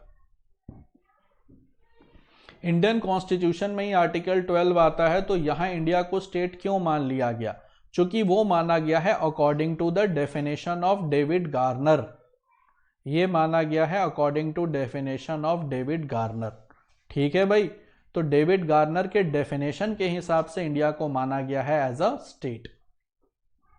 क्योंकि जो स्टैंडर्ड डेफिनेशन होता है वो होता है स्टेट का पॉलिटिकल साइंस में, कंट्री का नहीं। कंट्री एक ज्योग्राफिकल एंटिटी होता है, स्टेट एक पॉलिटिकल एंटिटी होता है। तो इसी वजह से जो आर्टिकल 12 में रखा गया है, क्योंकि पॉलिटिकल साइंस की हम बात कर रहे हैं इसीलिए। वही ज्योग्राफी पढ़ोगे तो इंडिया एज अ कंट्री आता है। ठीक है, तो बहुत सारी चीजों में डिफरेंस है, इतना आसान पॉलिटी नहीं है। बहुत सारे कॉन्स्टिट्यूशन मेकर्स ने बहुत दिमाग लगा करके इसको बनाया है।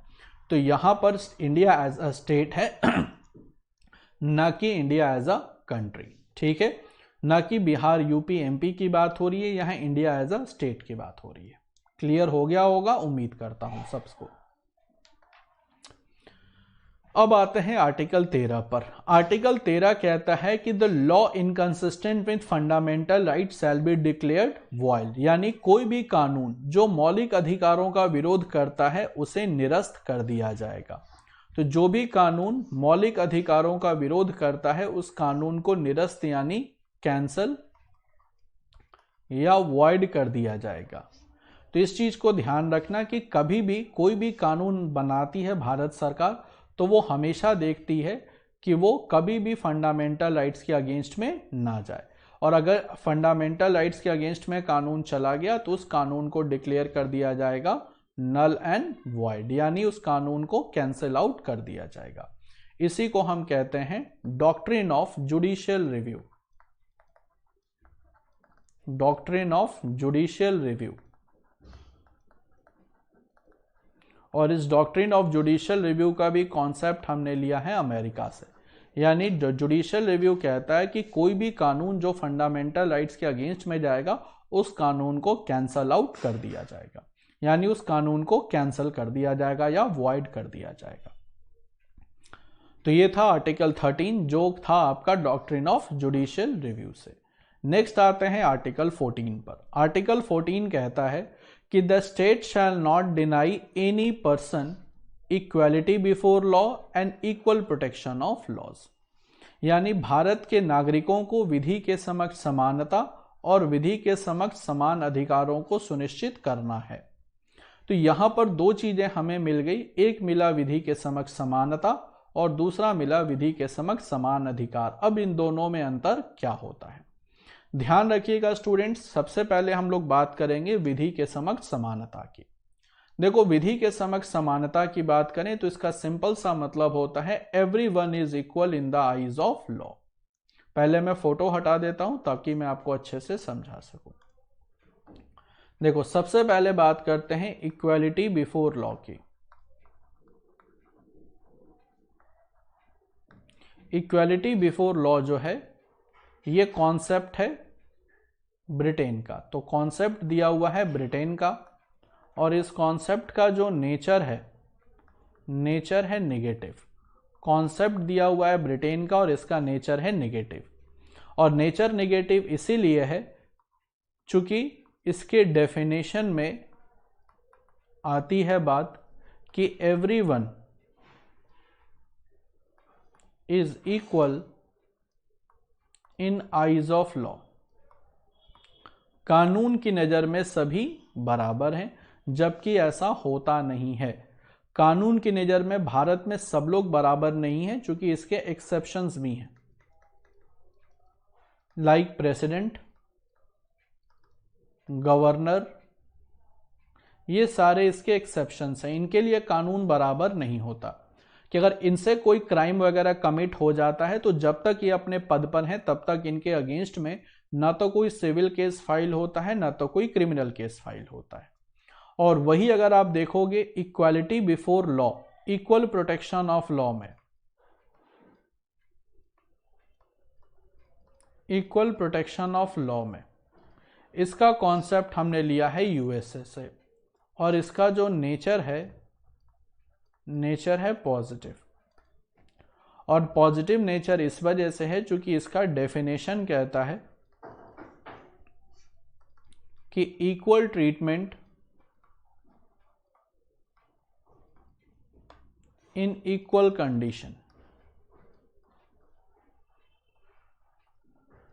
Equal treatment in equal condition, that means समान परिस्थिति में समान व्यवहार।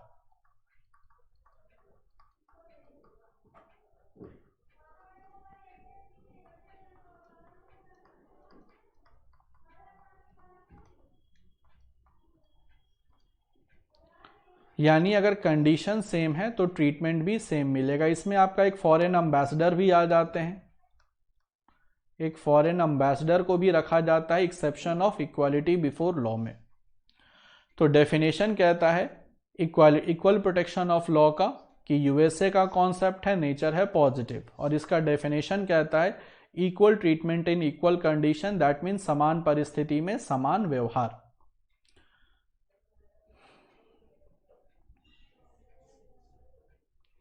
यानी अगर परिस्थितियां समान होती हैं तो व्यवहार भी आपको समान करना पड़ेगा। जैसे मान लीजिए यूएसए का प्रेसिडेंट, अभी जो नए प्रेसिडेंट आए हैं उनसे कोई मर्डर हो जाए और वही मर्डर कोई यूएस का कॉमन सिटीजन कर दे, तो दोनों की कंडीशन सेम है तो दोनों को ट्रीटमेंट भी सेम मिलेगा।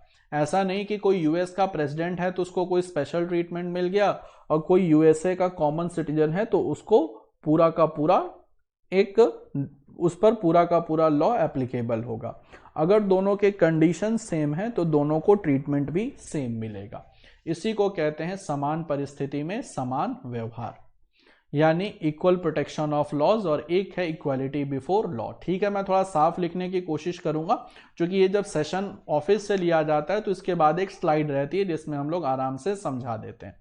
यहां पर खैर वो फैसिलिटी अभी अवेलेबल नहीं है तो मैं कोशिश करूंगा कि बड़ा बड़ा लिख दो। भाई बफरिंग कर रहा है तो अपना इंटरनेट चेक कर लो, अपना अगर बफरिंग कर रहा है तो इंटरनेट चेक कर लो। मेरे साइड से कोई बफरिंग नहीं है।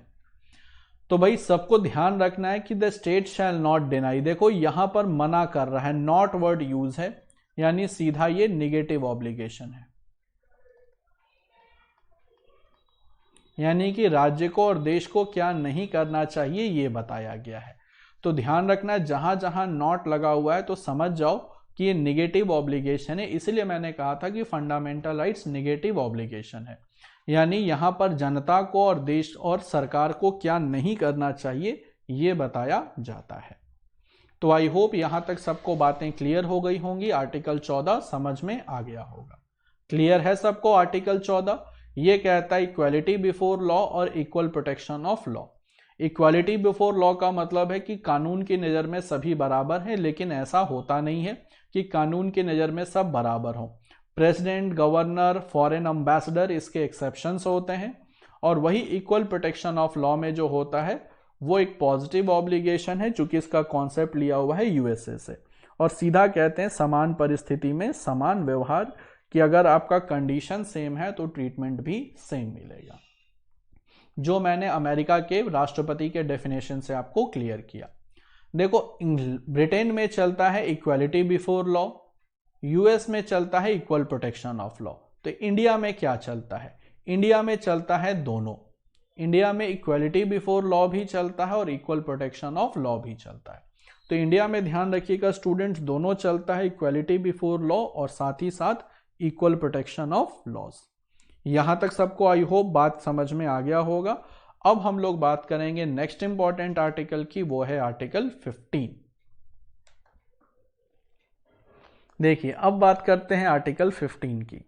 आर्टिकल 15 कहता है कि the state shall not discriminate. देखो, यहां पर फिर लग गया स्टेट। स्टेट का मतलब क्या है?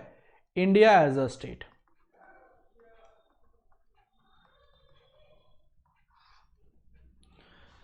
The state shall not discriminate people on the basis of religion, race, caste, gender and place of birth।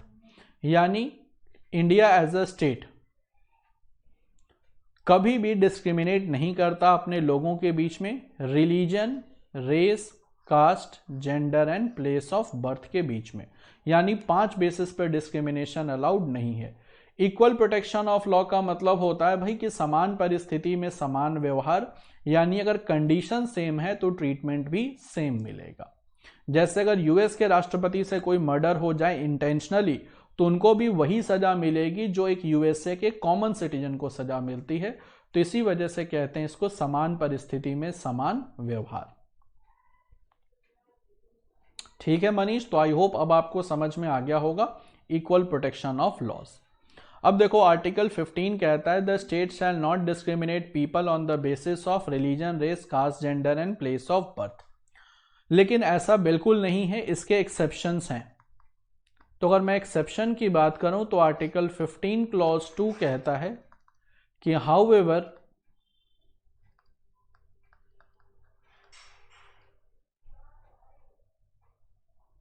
President से मर्डर हो जाता है तो प्रेसिडेंट को पद से हटाना पड़ता है, तब जाकर के उन पर आप कानूनी कार्यवाही कर सकते हैं। प्रेसिडेंट को पद से हटाना पड़ेगा फिर। सो देखो, आर्टिकल 15 में एक्सप्लेन कर रहा था कि आर्टिकल 15 क्लॉज 2 कहता है कि however special provision can be made for women and children. महिलाओं और बच्चों के लिए कुछ विशेष प्रावधान किए जा सकते हैं। तो स्पेशल प्रोविजन बनाया जा सकता है फॉर विमेन एंड चिल्ड्रन, यानी महिलाओं और बच्चों के लिए कोई स्पेशल प्रावधान स्टेट बना सकता है। जैसे आप देखोगे कि कोई भी अगर फीमेल कैंडिडेट है एसएससी में तो उसको फीस नहीं देना पड़ता। यूपीएससी का कोई एग्जाम होता है, कोई भी फीमेल कैंडिडेट हो, किसी भी कैटेगरी की हो, तो उसको फीस देने से एग्जेम्प्ट किया रहता है। तो यहां पर महिलाओं के लिए स्पेशल प्रावधान कर दिया गया। क्यों किया गया? For women empowerment. बच्चों के लिए भी विशेष प्रावधान किया जा सकता है। तो वो टोटल स्टेट पर डिपेंड करता है कि वो बच्चों के लिए कोई विशेष प्रावधान किया करे या नहीं। तो ये भी एक एब्सोल्यूट राइट नहीं है, ये एक रिलेटिव राइट है कि यहां पर महिलाओं और बच्चों के लिए राज्य कोई स्पेशल प्रावधान कर सकती है। इसके बाद आ जाते हैं आर्टिकल 16 पर। आर्टिकल 16 कहता है equal opportunity in public employment, यानी लोक सेवा में अवसरों की समानता। लोक सेवा का सीधा मतलब हो गया भाई गवर्नमेंट सर्विस। गवर्नमेंट सर्विस में सभी को स्पेशल, जिसको आप कह सकते हो कि सभी को इक्वल अपॉर्चुनिटी मिलेगा, लेकिन ऐसा बिल्कुल नहीं होता। गवर्नमेंट सर्विस में किसी को इक्वल अपॉर्चुनिटी सभी को नहीं मिलती। क्यों नहीं मिलती? क्योंकि यहां रिजर्वेशन का भी कॉन्सेप्ट है। तो ध्यान रखिएगा कि जब भी हम बात करते हैं गवर्नमेंट सर्विसेज की, तो यहाँ रिजर्वेशन का कॉन्सेप्ट आता है। ध्यान रखिएगा कि आर्टिकल 16 का जो एक्सेप्शन है वो है आर्टिकल 16 क्लॉज 2 कि however reservation can be given to socially and educationally backward communities, educationally backward people.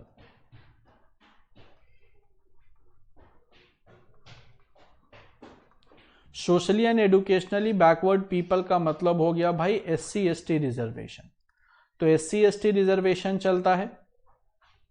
इसके बाद आर्टिकल 16 क्लॉज 3 में आप आ जाते हैं OBC रिजर्वेशन पर। तो OBC रिजर्वेशन भी है। और अब आ गया है आर्टिकल 16 क्लॉज 4 जो है EWS reservation, economically weaker section का रिजर्वेशन। तो ध्यान रखिएगा कि अब जो रिजर्वेशन है वो 3 कैटेगरी में मिलता है। एक तो SC ST तो चल ही रहा था, OBC भी चल रहा था और EWS रिजर्वेशन भी मिलता है। SC को रिजर्वेशन मिलता है 15%, SC को मिलता है 7.5%, OBC है 27% और EWS है 10%। तो ये टोटल का टोटल जब आप सीट देखोगे तो ऑलमोस्ट 59.5% जो सीट होता है वो रिजर्व हो गया है। तो बचे हुए सीट पर ही आपको फाइट करनी रहती है। तो यहां पर मेरा समझाना था कि ये सारे जो राइट्स हैं वो आपके रिलेटिव राइट्स हैं, ये सब एब्सोल्यूट नहीं है। हर जगह जहां जहां आपको एक्सेप्शन मिलेगा वो सारे राइट्स एब्सोल्यूट होंगे और जहां जहां एक्सेप्शन आपको मिल जाएगा वो सारे रिलेटिव होंगे। तो यहां पर भी आप देख रहे हो आर्टिकल 15 भी आपका रिलेटिव राइट है, आर्टिकल 16 भी रिलेटिव राइट है। तो जो बचा खुचा है उसके बाद से आप देख लीजिएगा कि वो जनरल के लिए सीट्स हैं। SC को 15% रिजर्वेशन मिलता है, SC को 7.5% मिलता है, OBC को 27% मिलता है और EWS को 10% मिलता है। तो कुल मिलाकर के इसके बाद जो बचा हुआ है वो सीट हो जाती है जनरल कैटेगरी की। आई होप यहां तक सबको बातें समझ में आ गई होंगी, आर्टिकल 15 और आर्टिकल 16 यहां तक क्लियर है। तो एक बार फटाफट आप बताओ, फिर मैं आपको आगे डिस्कस करूंगा। यहां तक उम्मीद करता हूं सबको बातें समझ में आ गई होंगी।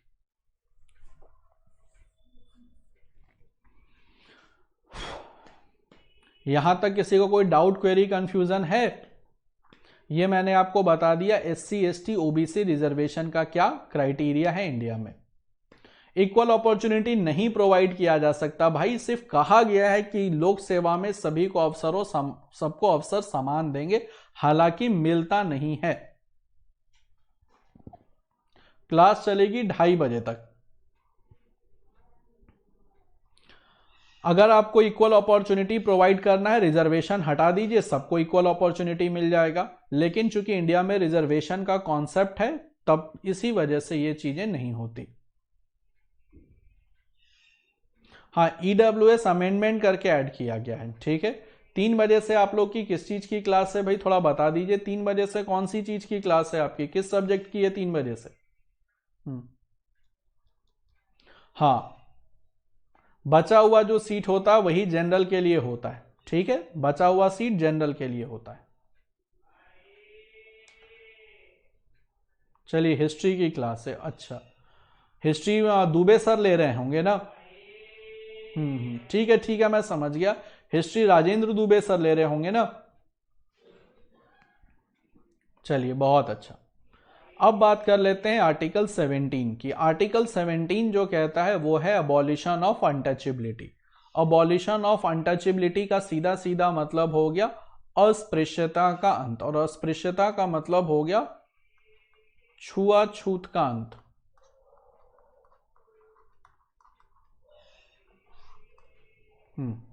EWS का क्या प्रॉफिट है? EWS को 10% रिजर्वेशन मिल जाएगा। EWS को 10% रिजर्वेशन मिल जाता है। बस उसका यही प्रॉफिट है कि थोड़ा अब इकोनॉमिकल बेसिस पर भी रिजर्वेशन दिया जा रहा है, नहीं तो हमेशा होता था एडुकेशनल और सोशल बेसिस पर। तो EWS को रिजर्वेशन नहीं मिलता, क्योंकि जनरल कैटेगरी में भी गरीब लोग रहते हैं। अब बात कर लेते हैं भाई आर्टिकल 17 की। आर्टिकल 17 कहता है abolition of untouchability. Abolition of untouchability का मतलब होता है अस्पृश्यता का अंत, यानी छुआछूत का अंत करना है। यानी आप किसी भी तरीके से अनटचेबिलिटी प्रैक्टिस नहीं कर सकते। और साथ ही साथ इस अबॉलिशन ऑफ अनटचेबिलिटी में भी कहा गया है कि जाति सूचक शब्दों का प्रयोग नहीं करना है।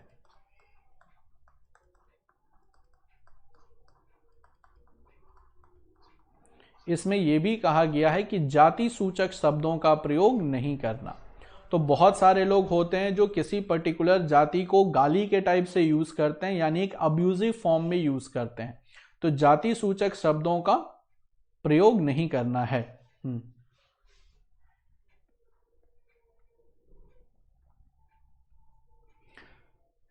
अच्छा चलो भाई, किसी की दुखती रग पर मैंने हाथ रख दिया है तो थोड़ा सा हो जाता है। ईडब्ल्यूएस कौन सा अमेंडमेंट से किया गया है? 130वां अमेंडमेंट है मेरे भाई। 103rd अमेंडमेंट एक्ट से ईडब्ल्यूएस कर दिया गया। तो वो अमेंडमेंट का टॉपिक मुझे पढ़ाना है, उसमें सारी बातें बताऊंगा, तो अभी इतना ज्यादा व्यग्र मत हो। सारी चीजें पढ़ानी है। अमेंडमेंट का पूरा एक टॉपिक ही है जिसमें इंपॉर्टेंट अमेंडमेंट मुझे डील करना है, उसमें मैं सब पढ़ाऊंगा। थोड़ा सा पेशेंस रखोगे तो सारी चीजें हो जाएगा। ठीक है, सीट्स कम होती हैं तो कोई दिक्कत नहीं, जितनी सीट है उसी पर फाइट करनी चाहिए। ठीक है, अबॉलिशन ऑफ अनटचेबिलिटी में सीधा सीधा है कि जाति सूचक शब्दों का प्रयोग नहीं करना है, नहीं तो SC/ST एक्ट में उठा करके लोग बंद करवा देते हैं। तो ध्यान रखिएगा कि अबॉलिशन ऑफ अनटचेबिलिटी में छुआछूत तो प्रैक्टिस नहीं करना है, साथ ही साथ किसी को जाति सूचक शब्दों का भी प्रयोग नहीं करना, यानी किसी भी जाति को गाली बना करके आपको दूसरे को नहीं देना है। बहुत सारी ऐसी SC/STs में जातियां होती हैं जिसके लिए लोग गलत बोलते हैं या उसको गाली के तौर पे यूज करते हैं, तो ये काम बिल्कुल नहीं करना है, अन्यथा SC/ST एक्ट लग गया तो फिर बेल भी नहीं मिलता है कोर्ट से। तो इस चीज का ध्यान रखिएगा, जाति सूचक शब्दों का भी प्रयोग नहीं करना, यह सुप्रीम कोर्ट का डायरेक्शन है। अब आ जाते हैं आर्टिकल 18 में। आर्टिकल 18 सिंपली कहता है अबॉलिशन ऑफ टाइटल्स। आर्टिकल 18 कहता है abolition of titles. Abolition of titles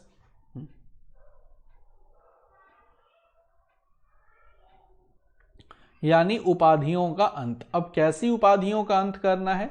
which create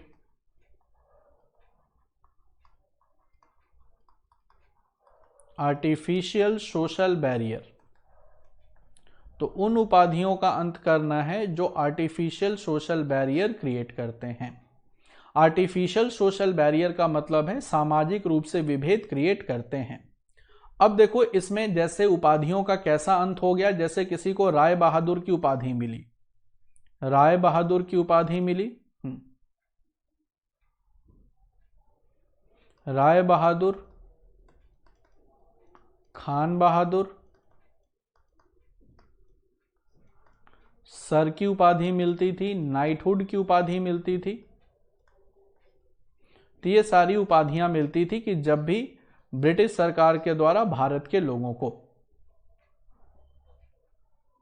नहीं ये इसमें एबॉलिशन करने पर क्या पनिशमेंट मिलेगी ये इंपॉर्टेंट नहीं है, सिर्फ ये आपको ध्यान रखना है कि अबॉलिशन ऑफ अनटचेबिलिटी, और ये एक एब्सोल्यूट राइट है, ये एक एब्सोल्यूट राइट है, बस इससे ज्यादा चीजों को नहीं ध्यान रखना। और एक साथ इसमें सुप्रीम कोर्ट ने जोड़ भी दिया था कि जाति सूचक शब्दों का प्रयोग नहीं करना है। बस सिंपली आपको इतना ही याद रखना है, बाकी सारी चीजें आपके काम के लिए नहीं है, फिर वो लॉ के स्टूडेंट्स के काम की आ जाती हैं। तो सिर्फ हमें जब कॉन्स्टिट्यूशन पढ़ना है तो यहां ध्यान रखना है कि उपाधियों का अंत करने का मतलब है कि जो भी टाइटल्स खास करके जो आर्टिफिशियल सोशल बैरियर क्रिएट कर रहे हैं उनको अंत करना है। जैसे किसी को राय बहादुर की टाइटल मिलती थी, ब्रिटिश सरकार देती थी, खान बहादुर की, सर की, ताकि ये सारे लोग अपने आप को स्वतंत्रता आंदोलन से अलग कर लें। ये उपाधि का नाम है, नाइटहुड उपाधि है, और ये ब्रिटिश सरकार देती थी भारत के लोगों को ताकि वो भारत के लोग अपने आप को राष्ट्रीय आंदोलन से अलग कर लें। लेकिन जब भारत आजाद हो गया तो 1950 में जब हमारा संविधान लागू हुआ तो 1950 में ये सारे उपाधि अंत कर दिए गए, सारे उपाधि जो है वो एंड कर दी गई। हालांकि इस आर्टिकल का भी एक्सेप्शन है, इस आर्टिकल का भी एक्सेप्शन है, और वो है article exception article 18 clause 2। 18 clause 1 कहता है, 18 क्लॉज 1 और 18 क्लॉज 2 इसका एक्सेप्शन है।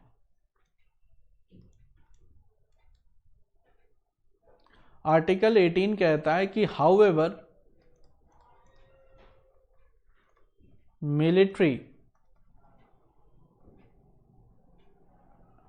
हालांकि इसमें आर्टिकल 18 क्लॉज 1 और 18 क्लॉज 2 इसके दो एक्सेप्शन हैं, और ये दोनों एक्सेप्शंस कहते हैं कि however military and academic titles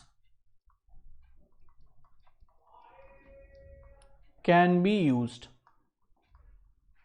military और एकेडमिक टाइटल्स अलाउड हैं, बाकी कोई भी तीसरा टाइटल आप अपने नाम के साथ यूज नहीं कर सकते। नाइटहुड भाई एक उपाधि का नाम होता है, और उपाधि, ये सारी उपाधियां फिनिश कर दी गई 1950 से। जैसे हमारा संविधान लागू हुआ, जितने भी उपाधियां ये सबको मिली हुई थी पहले से, ब्रिटिश टाइम पीरियड से, राय बहादुर, खान बहादुर, सर, नाइटहुड, ये सारी उपाधियां खत्म कर दी गई।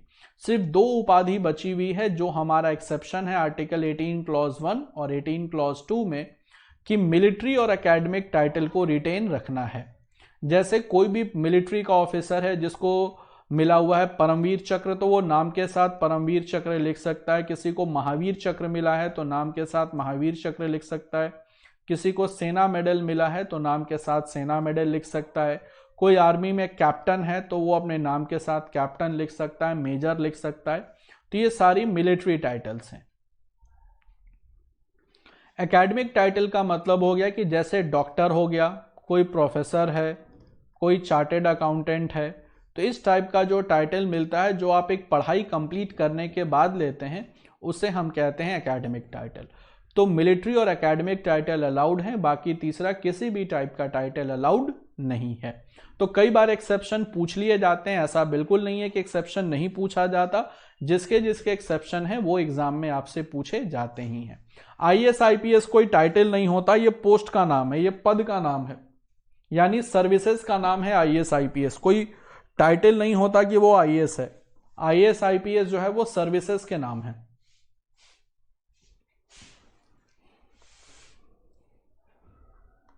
आईएएस आईपीएस जो होता है वो सर्विसेज का नाम है, ये कोई पद का नाम नहीं होता।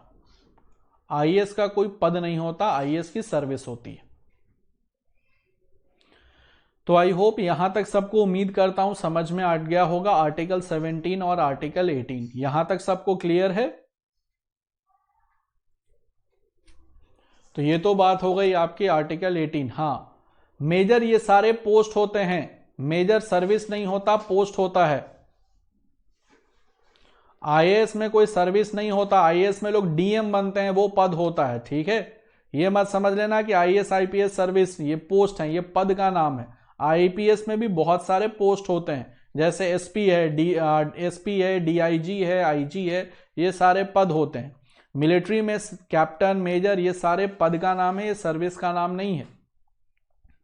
तो ये तो सारी बातें हो गई आपको आर्टिकल 18 तक, 14 से लेकर के 18 तक, जिसमें हम लोगों ने डिस्कस कर लिया introduction of fundamental rights as well as category of fundamental rights, special features as well as suspension of fundamental rights.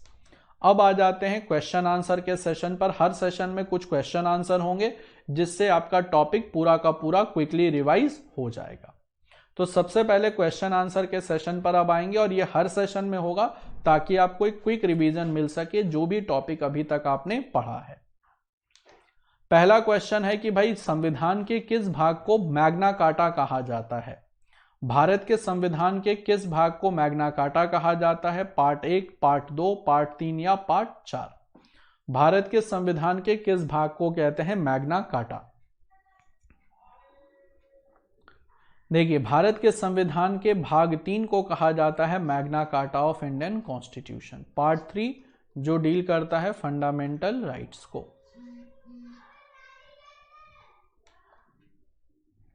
ठीक है, नेक्स्ट क्वेश्चन पर आते हैं। Right to property was shifted to which article, संपत्ति के अधिकार को किस अनुच्छेद में स्थानांतरित कर दिया गया है? संपत्ति के अधिकार को किस अनुच्छेद में स्थानांतरित कर दिया गया? आर्टिकल 19, आर्टिकल 202, आर्टिकल 112 या आर्टिकल 300A?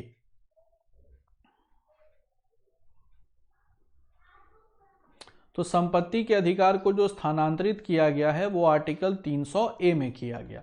पहले आर्टिकल 31 में था, 44th अमेंडमेंट एक्ट से किया गया आर्टिकल 300A में। अब आ जाते हैं नेक्स्ट क्वेश्चन पर कि how many fundamental rights were in original constitution, मूल संविधान में फंडामेंटल राइट्स की संख्या कितनी थी? मूल संविधान में फंडामेंटल राइट्स की संख्या कितनी थी? 7, 8, 5 या 6?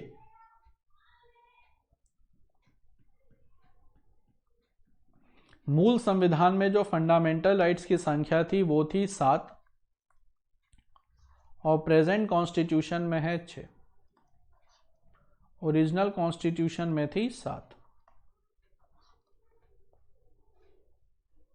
पार्ट 3 मैग्ना कार्टा कहलाता है भाई। पार्ट 2 कहां से सुन लिया? पार्ट 2 सिटीजनशिप का है, वो थोड़ी मैग्ना कार्टा कहलाएगा। पार्ट 3 या मैग्ना कार्टा?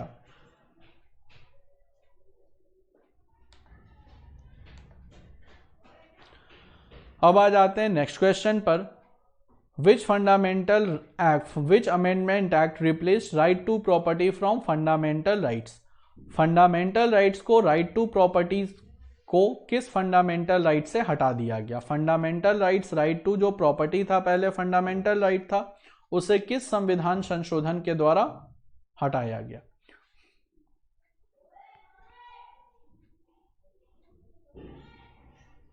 देखो उसे हटाया गया है 44th अमेंडमेंट एक्ट 1978 से।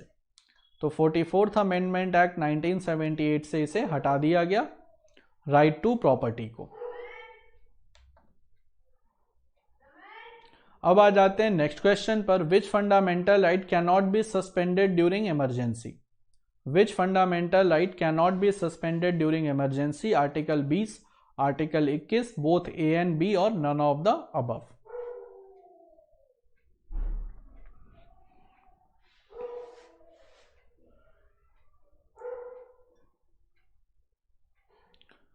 सो आर्टिकल 20 और 21 ये दो ऐसे फंडामेंटल राइट्स हैं जिनको इमरजेंसी में भी सस्पेंड नहीं किया जाता। तो करेक्ट आंसर हो गया option C, that is both A and B. अब आ जाते हैं नेक्स्ट क्वेश्चन पर। Which titles are not to be abolished under article 18 of Indian constitution? कौन से दो टाइटल्स को आर्टिकल 18 के तहत अबॉलिश नहीं किया गया है? Military title, academic title, both A and B और राय बहादुर?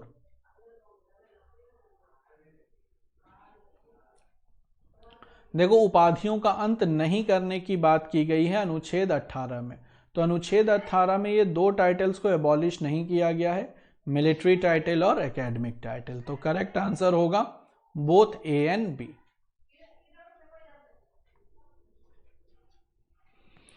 Both A and B. चलिए तो students with this we come to the end of our today's session. आज का सेशन हम लोग यहीं पर अपना एंड करते हैं। हालांकि जो सेशंस आपके छूट गए हैं उसकी क्लास कोर्स टीम लगा देगी फिर से, और फिर मुझे भी इन्फॉर्म हो जाएगा और साथ ही साथ आपको भी इन्फॉर्म हो जाएगा। बहुत सारे स्टूडेंट्स का 3 बजे से क्लासेस भी होगा, हिस्ट्री की क्लास जैसा आप लोग बता रहे हैं। तो वो आप लोग आराम से अब कुछ नाश्ता वगैरह करके या कुछ खा पी करके उसको आप सेशन को अटेंड कर सकते हैं। हाँ, तो उसके ऊपर सारी क्लासेस होंगी, प्रियम्बल की वो सारे टॉपिक्स होने हैं, लेकिन जैसे जैसे कोर्स टीम प्लान करेगी वैसे वैसे मैं सेशन लेता जाऊंगा। तो स्टूडेंट्स आज के सेशन के लिए बस इतना ही। मिलते हैं कल एक नेक्स्ट टॉपिक के साथ जिसमें हम डिस्कस करेंगे फंडामेंटल राइट का पार्ट 2। तो आज के सेशन के लिए बस इतना ही। मिलते हैं अपने नेक्स्ट सेशन में। Till then bye bye everyone.